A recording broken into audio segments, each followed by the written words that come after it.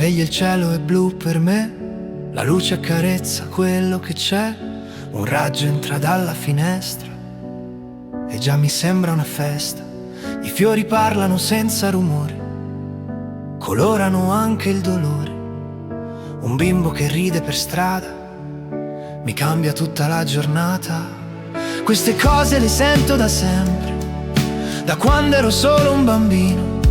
Già allora capivo nel cuore dove era il vero cammino. Quello che pensavo allora lo penso anche adesso.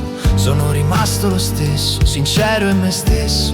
La società non mi ha cambiato mai, ho tenuto la verità dentro i miei guai. E sento il cuore che piano mi dice: non serve il mondo per essere felice, basta poco per stare bene, un sorriso che viene e ti tiene, una mano che sa restare quando tutto vuole scappare. Basta poco, lo sai anche tu, c'è un amore nascosto qua giù, nelle cose che non fanno rumore, vive il più grande amore.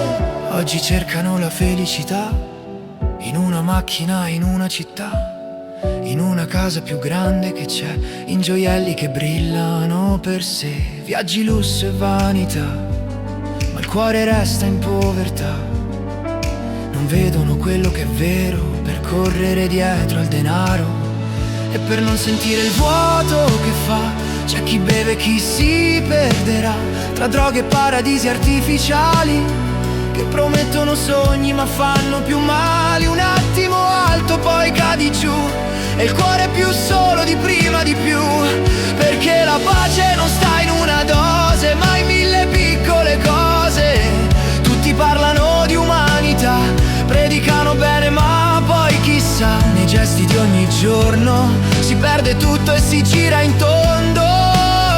C'è chi vuole sentirsi migliore, più in alto, più forte, superiore, ma l'amore non fa gerarchie, non divide, non crea bugie. Ma io so che qualcuno c'è che vive davvero quello che è.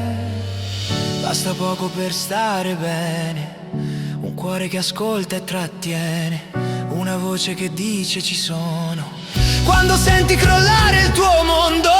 Basta poco, niente di più, la ricchezza sei tu che